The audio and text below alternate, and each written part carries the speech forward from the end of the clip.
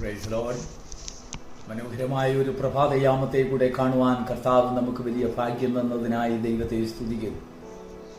ഈ പ്രഭാതത്തിൽ തിരുവചനത്തെ ശ്രമിക്കുന്ന എല്ലാ ദൈവമക്കളെയും ക്രിസ്തുയേശുവിന്റെ ധന്യനാമത്തിൽ വന്ദനം ചെയ്യുന്നു.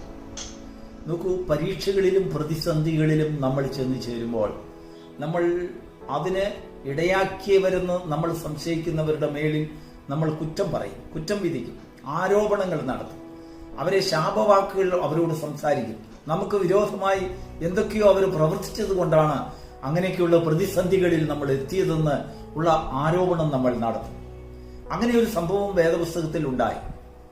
മോശയ്ക്ക് ഇസ്രായേൽ ജനത്തെ ദൈവത്തിന്റെ കൽപ്പന പ്രകാരം ഈ ജനങ്ങൾ മുഴുവനും മിസ്രയീമിൽ കിടന്ന് നിലവിളിച്ച് കണ്ണുനീരൊഴുക്കി നെഞ്ചത്തടിച്ച് നിലവിളിച്ച് ദൈവം അവരുടെ പ്രാർത്ഥനയും കണ്ണുനീരും നിലവിളിയും അവരുടെ ഊഴിയവേലയും അടിമ സ്വഭാവവും ഒക്കെ കണ്ടുകൊണ്ട് ദൈവം അവരെ കരുണ തോന്നി വിടുവിച്ച് ഇതാ കനാൻ ദേശത്തേക്ക് കൊണ്ടുപോകുന്നതായ ആ യാത്രയിൽ ഹോരേബ് ദേശത്തേക്ക് വന്നപ്പോൾ അവർക്ക് ദാഹിച്ചു. അവിടെ വെള്ളമില്ലാതെ വന്നപ്പോൾ സർവശക്തനായ ദൈവം വിളിച്ചവൻ, വിശ്വസ്തൻ, ചെങ്കടലിനെ വിഭാഗിച്ചവൻ, അടിമ വീട്ടിൽ നിന്ന് അവരെ പുറപ്പെടുവിച്ചവൻ, ഫറവോന്റെ ഇരുമ്പൂലയിൽ നിന്ന് അവരെ വിടുവിച്ചവന് വെള്ളം കൊടുക്കുവാൻ ശക്തിയുണ്ടെന്ന് വിശ്വസിക്കുന്നതിന് പകരം അവർ ദൈവത്തോട് മുറുമുറുക്കുന്നവരായി അല്ലെങ്കിൽ പിറുപിറുക്കുന്നവരായി, മോശയ്ക്ക് വിരോധമായി സംസാരിക്കുന്നവരായി, മോശയോട് ആരോപണം ഉന്നയിച്ചുകൊണ്ട് ഞങ്ങളെ കൊല്ലുവാനാണോ ഞങ്ങളെ ഇവിടേക്ക് കൊണ്ടുവന്നതെന്ന് ചോദിക്കുന്ന ഒരു ജനത്തെ നമുക്കവിടെ കാണുവാൻ കഴിയും. പുറപ്പാട് പുസ്തകം 17-ാം അധ്യായം 6-ാം വാക്യത്തിൽ അവരുടെ പിറുപിറുപ്പ് കണ്ടുകൊണ്ട് ദൈവം താണിറങ്ങി വന്ന്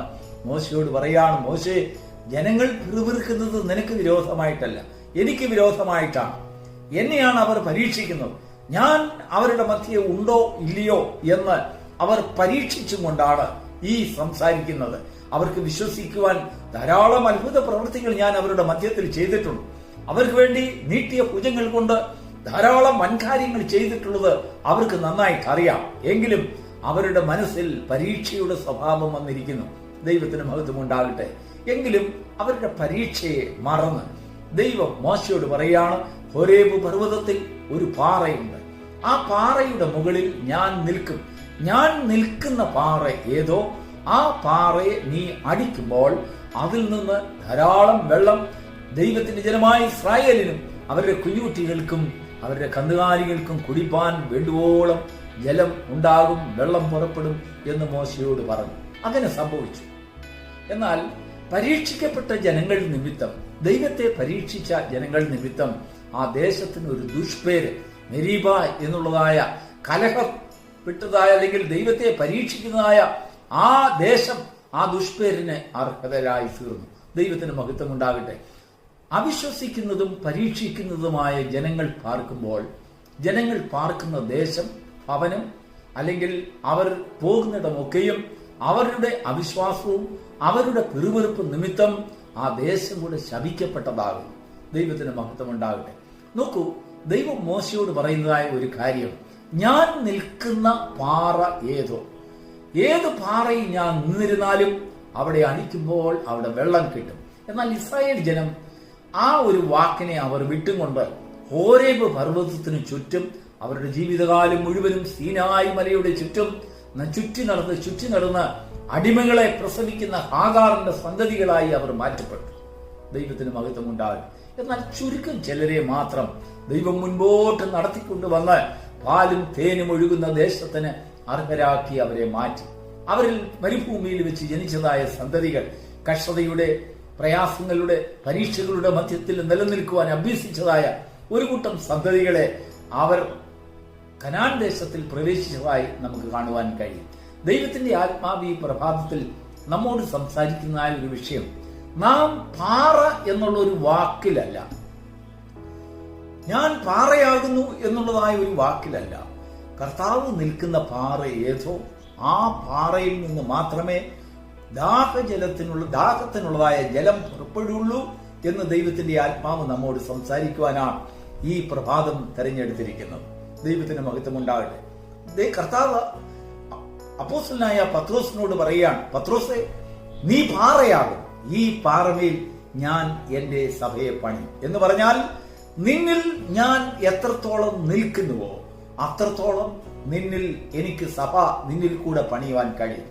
നമ്മുടെ ജീവിതത്തിൽ കർത്താവ് നിൽക്കുമ്പോൾ മാത്രമേ നമ്മിൽ നിന്ന് ജീവജലം പുറപ്പെടുകയുള്ളൂ, നമ്മുടെ ദാഹം ശമിക്കുകയുള്ളൂ. ഇല്ല എങ്കിൽ പാറ അവനെന്റെ പാറ, അവന്റെ ആശ്രയം എന്നുള്ള പാട്ട്, അല്ലെങ്കിൽ ഒരു വാക്ക്, അല്ലെങ്കിൽ ഒരു പ്രസംഗം, ഒരു ആലോചന, ഒരു വാക്യം, ഇതൊക്കെ വായിച്ചുകൊണ്ട് നാം ഹോരേബിന്റെയും സീനായിയുടെയും ചുറ്റിനും സഞ്ചരിക്കുന്ന അടിമകളെ പ്രസവിക്കുന്ന ഹാഗാറിനെ പോലെയായി പോകും. എന്നാൽ നമ്മുടെ ജീവിതത്തിൽ ക്രിസ്തു ഏത് പാറമേൽ നിൽക്കുന്നു എന്ന് തെരയുന്നതായ ഒരനുഭവം മോശയോട് ദൈവം പറഞ്ഞത് അതാണ്. ഞാൻ നിൽക്കുന്ന ഒരു പാറയും, ഹോരേബ് പർവ്വതത്തിനടുത്തൊരു പാറയും, ആ പാറമേൽ ഞാൻ നിൽക്കും. ഞാൻ നിൽക്കുന്നിടത്തോളം അതിൽ നിന്നും വെള്ളം പുറപ്പെടും. ഞാൻ ആ പാറയിൽ നിന്ന് മാറിയാൽ വെള്ളം നിന്നുപോകും. ദൈവത്തിന് മഹത്വം ഉണ്ടാകും. പ്രിയപ്പെട്ട ദൈവത്തിന്റെ മക്കളെ, ദൈവം നമ്മോടുകൂടെ ഉള്ളപ്പോൾ മാത്രമേ ദൈവത്തിന്റെ ശക്തിയാൽ ദൈവത്തിന്റെ നന്മകളെ നമുക്ക് അനുഭവിക്കുവാൻ കഴിയുകയുള്ളൂ. ഇല്ല എങ്കിൽ നമ്മുടെ ജീവിതത്തിൽ പാരമ്പര്യങ്ങൾ കടന്നു വരും, ഓർമ്മകൾ കടന്നു വരും. ഇന്നാളിൽ, കഴിഞ്ഞ വർഷം, അല്ലെങ്കിൽ ഇത്ര വർഷത്തിന് മുമ്പ് ദൈവം ഈ പാറയിൽ നിന്ന് വെള്ളം പുറപ്പെടുവിച്ചു എന്ന് പറഞ്ഞുകൊണ്ട് അതിന് നമ്മൾ പൂജ വയ്ക്കുന്നവരായി, പൂജാരികളായി, പൂജ കഴിക്കുന്ന അല്ലെങ്കിൽ ബലി കഴിക്കുന്ന, അല്ലെങ്കിൽ അന്ധവിശ്വാസങ്ങൾക്കും അടിമ സ്വഭാവങ്ങൾക്കും നാം കീഴ്പ്പെടുന്നതിനിടയായിത്തീരും. എന്നാൽ ക്രിസ്തുവിനെ നോക്കി പുറപ്പെടുന്നതായ ഒരു യാത്ര നമ്മുടെ ജീവിതത്തിൽ പാറയെന്നില്ല, മണ്ണൊന്നില്ല, മലയൊന്നില്ല, നദിയൊന്നില്ല, സമുദ്രമെന്നില്ല, കലങ്ങിമറിയുന്ന യോർദാനെന്നില്ല, അല്ലെങ്കിൽ തികഞ്ഞൊഴുകുന്ന അല്ലെങ്കിൽ കവിഞ്ഞൊഴുകുന്ന യോർദാന്റെ തീരങ്ങളൊന്നല്ല. ഏത് തിരമാലകളിലും ചെങ്കടലിന്റെ ഓരോ ഓരങ്ങളിലും ഒക്കെയും കർത്താവ് അവിടെ ഉണ്ടെങ്കിൽ, ദൈവം അവിടെ ഉണ്ടെങ്കിൽ എനിക്ക് വേണ്ടി അത്ഭുതം പ്രവർത്തിക്കുവാൻ അവനെ കൊണ്ട് സാധിക്കുമെന്നുള്ള ഒരു വിശ്വാസത്തിന് അടിമയായി നാം വരുമ്പോൾ, ആ വിശ്വാസത്തിന്റെ സാരഥികളായി നമ്മൾ മാറുമ്പോൾ, അവരിൽ കൂടെയാണ് ദൈവത്തിന് അത്ഭുതം ചെയ്യുവാനുള്ളത്. അവരെ കുറിച്ചാണ് അപ്പോസ്തലനായ യാക്കോബ് പറയുന്നത്, പരീക്ഷ സഹിക്കുന്ന മനുഷ്യൻ ഭാഗ്യവാൻ. അവരോട് യാക്കോബ് അപ്പോസ്തലൻ പറയാൻ, ദൈവം ദോഷങ്ങളാൽ മനുഷ്യനെ പരീക്ഷിക്കുന്നില്ല. അപ്പോൾ ദോഷങ്ങൾ കാണുമ്പോൾ ദൈവം നമ്മെ പരീക്ഷിച്ചു എന്ന് പറഞ്ഞ് നാം ദൈവത്തോട് പിറുപിറുക്കുന്നവരല്ല, പരാതിപ്പെടുന്നവരല്ല. ദോഷങ്ങളുടെ മധ്യത്തിൽ, ഇല്ലായ്മകളുടെ മധ്യത്തിൽ, ദാരിദ്ര്യത്തിന്റെ മധ്യത്തിൽ, ദാഹത്തിന്റെ മുൻപിൽ, കഷ്ടതകളുടെയും പ്രയാസങ്ങളുടെയും മുൻപിൽ കർത്താവ് നിൽക്കുന്നതായ ഒരു പാറയെ നിനക്ക് കാണുവാൻ കഴിയുന്നുണ്ടെങ്കിൽ ആ പാറയിൽ നിന്ന് തീർച്ചയായിട്ടും ജലം പുറപ്പെടും. ആ പാറമേൽ അടിക്കുവാൻ ഉള്ളതായ ഒരു ശക്തി നമുക്കുണ്ടാകണം, ഒരു ബലം, ഒരു വിശ്വാസം, ഒരു പ്രത്യാശ. ദൈവത്തിന് മഹത്വം ഉണ്ടാകട്ടെ. കർത്താവ് അതാണ് ആ ശമരിയക്കാരി സ്ത്രീയോട് പറയുന്നത്, ആ മലയിലുമല്ല ഈ മലയിലുമല്ല സത്യനമസ്കാരികൾ ആത്മാവിലും സത്യത്തിലും ദൈവത്തെ ആരാധിക്കും. ഹോരേബിൽ മാത്രമല്ല, സീനായിൽ മലയിൽ മാത്രമല്ല, നമ്മുടെ ഭവനത്തിലാണെങ്കിലും നമ്മുടെ ജീവിതത്തിലാണെങ്കിലും നാം പോകുന്നിടത്തൊക്കെയും കർത്താവ് നമ്മോടുകൂടെ ഉണ്ടെങ്കിൽ, ആ സ്ഥാനങ്ങളിലെ പരീക്ഷയുടെ മധ്യത്തിൽ പാറമേൽ നിൽക്കുന്നതായ ഒരു ക്രിസ്തുവിനെ നിനക്ക് കാണുവാൻ കഴിയുന്നുണ്ടെങ്കിൽ, പ്രിയപ്പെട്ട ദൈവത്തിന്റെ പൈതലേ, നിന്റെ പ്രശ്നങ്ങൾക്ക് അവിടെ ഒരു പരിഹാരമാണ്, നിന്റെ പ്രശ്നങ്ങൾക്ക് അവിടെ ഒരു അന്തമാണ്, നിന്റെ പ്രശ്നങ്ങൾക്ക് അവിടെ ഒരു സാക്ഷ്യമാണ്. ദൈവം നിനക്ക് വേണ്ടി അത്ഭുതം പ്രവർത്തിക്കുന്നുള്ളതായ ഒരു വിശ്വാസം അത് നിന്റെ ജീവിതത്തിൽ അത് കടന്നു വരുമാറാകണം. നിനക്ക് പർവ്വതങ്ങളെ കുറിച്ചുള്ള ഓർമ്മ മാത്രമേ ഉള്ളെങ്കിൽ അവിടെ നീ അടിമ സ്വഭാവത്തിന് കീഴ്പ്പെട്ടു പോകും, അടിമയായി പോകും. അടിമകളെ പ്രസവിക്കുന്ന ഹാഗാറായി നീ മാറ്റപ്പെടും. സീനായുടെ അടിവാരത്തിൽ നിന്ന് നിനക്ക് മുൻപോട്ട് പോകുവാൻ കഴിയുകയില്ല.